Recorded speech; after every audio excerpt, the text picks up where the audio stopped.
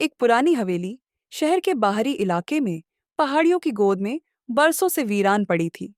स्थानीय लोग उसे प्रेत हवेली कहते थे। कहानियां थीं कि वहां अजीबोगरीब घटनाएं होती थीं और रात में धुंधले साए देखे जाते थे। लेकिन अर्जुन, एक युवा पत्रकार, इन कहानियों को सिर्फ अफवाह मानता था। उसे सच्चाई जानने की तीव्र इच्छा थी। एक सर्द रात अर्जुन ने हवेली में घुसने का फैसला किया। हाथ में टॉर्च और कैमरा लिए वो टूटे हुए दरवाजे से अंदर दाखिल हुआ। धूल की मोटी परत हर जगह जमी थी और हवा में एक अजीब सी नमी थी। कमरे खाली थे, लेकिन कुछ फर्नीचर अभी भी अपनी जगह पर था, जैसे कि कोई अचानक गायब हो गया हो। अर्जुन सीढ़ियों से ऊपर गया। पहली मंजिल पर उसे एक बंद कमरा मिला। दरवाजा पुराना और भारी था, लेकिन उसने हिम्मत करके उसे खोला। अंदर एक पुराना स्टडी रूम था, जिसमें एक डेस्क और कुछ किताबें थीं। डेस्क पर एक डायरी खुली पड़ी थी। अर्जुन ने डायरी उठाई और पढ़ना शुरू किया। यह हवेली के आखिरी मालिक विक्रम सिंह की डायरी थी। विक्रम सिंह एक रहस्यमय वैज्ञानिक थे जो अकेलेपन में रहते थे। डायरी में उन्होंने एक प्रयोग का जिक्र किया था जो उन्होंने किया था, एक ऐसा प्रयोग जो समय और आयामों को बदलने की क्षमता रखता था। आज मेरा प्रयोग सफल रहा, विक्रम सिंह ने लिखा था। मैंने एक पोर्टल खोला है, एक ऐसा रास्ता जो दूसरे आयामों तक जाता है। लेकिन मुझे डर है कि मैंने कुछ ऐसा खोल दिया है जिसे मुझे नहीं खोलना चाहिए था। अर्जुन की रूह कांप गई। क्या विक्रम सिंह ने सचमुच एक पोर्टल खोला था? क्या वही धुंधले साए थे जो लोग देखते थे? तभी अर्जुन ने एक आवाज सुनी, धीमी, फुसफुसाती हुई आवाज, जो कमरे के कोने से आ रही थी। उसने टॉर्च घुमाई, लेकिन वहां कुछ नहीं था। फिर उसने देखा एक धुंधला साया जो दीवार के पीछे से निकल रहा था। अर्जुन डर गया। साया उसकी ओर बढ़ रहा था, धीरे धीरे लेकिन लगातार। उसने भागने की कोशिश की, लेकिन दरवाजा बंद हो गया था।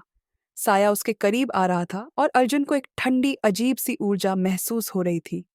तभी अर्जुन ने देखा कि साये के हाथ में एक चमकती हुई वस्तु थी। वह विक्रम सिंह की डायरी में वर्णित आयाम परिवर्तक था। अर्जुन को समझ में आ गया, ये साया विक्रम सिंह का था, जो अपने प्रयोग से खुद एक साया बन गया था। अर्जुन ने साये से बात करने की कोशिश की, लेकिन वह सिर्फ फुसफुसा रहा था, वापस जाओ, इसे बंद करो। अर्जुन को समझ में आ गया कि विक्रम सिंह अपने प्रयोग को बंद करना चाहता था, लेकिन वह ऐसा करने में असमर्थ था।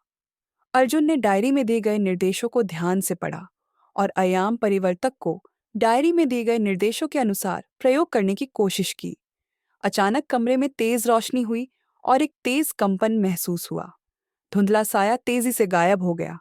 अर्जुन ने देखा कि स्टडी रूम में एक अजीब सी चमक थी। दीवार पर एक दरार खुल गई थी, जो एक अलग ही दुनिया का दृश्य दिखा रही थी। अर्जुन को समझ में आ गया कि यह वही पोर्टल था जिसका विक्रम सिंह ने जिक्र किया था। अर्जुन ने पोर्टल को बंद करने का फैसला किया। उसने आयाम परिवर्तक को फिर से डायरी में दी गए निर्देशों के अनुसार प्रयोग किया और पोर्टल धीरे धीरे बंद हो गया। कमरे में शांति छा गई और धुंधला साया पूरी तरह से गायब हो गया। अर्जुन ने राहत की सांस ली। उसने डायरी और अय्याम परिवर्तक को अपने साथ लिया और हवेली से बाहर निकल गया। बाहर सुबह की पहली किरणें पहाड़ियों पर पड़ रही थीं। अर्जुन ने फैसला किया कि वह विक्रम सिंह के प्रयोग के बारे में किसी को नहीं बताएगा।